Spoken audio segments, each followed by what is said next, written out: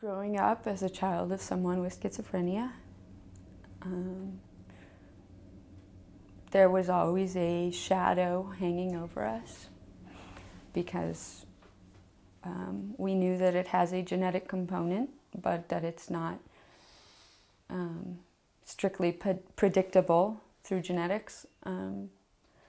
So that always meant that, there was a chance that one of us could also develop schizophrenia.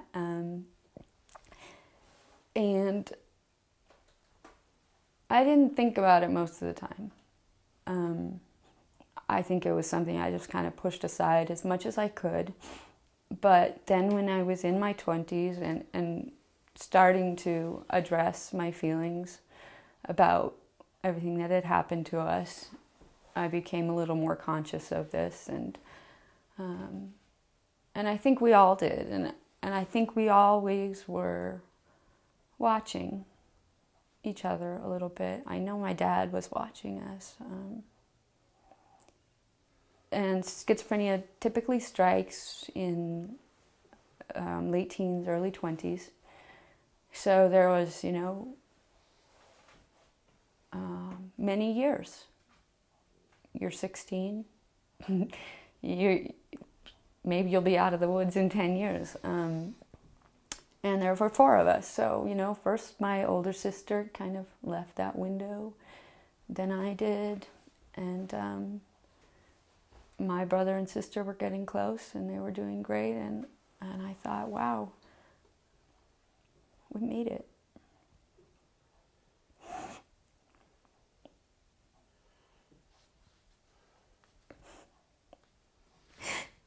But I was wrong.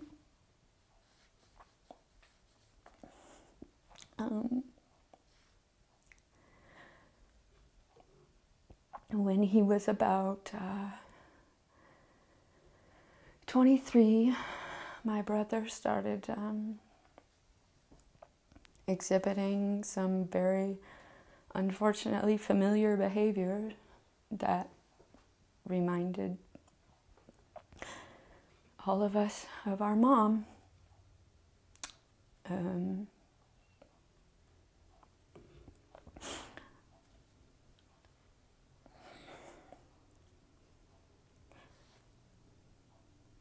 And over the course of the next year, it was sort of something I held in my head like, no, no,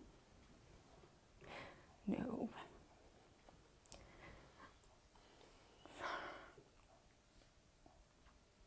It was one of those things that on one level I was paying attention, and on another level I was just not going to allow it to be true.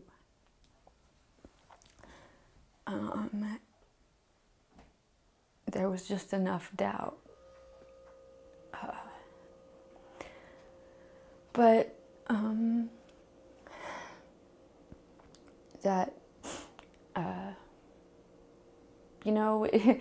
because we were so familiar with my mom's illness, there wasn't a whole lot of room to play around in the doubt. It's like, wow, when I saw it, I knew what I was looking at. I remember a phone call from my brother. I think I must have been 26, maybe just 27, and he would have been about 24. And I don't even remember what was said in that phone call, but I remember hanging up the phone, and putting the phone down and just bursting into tears. And I think I cried without stopping for a half an hour at least. I couldn't stop.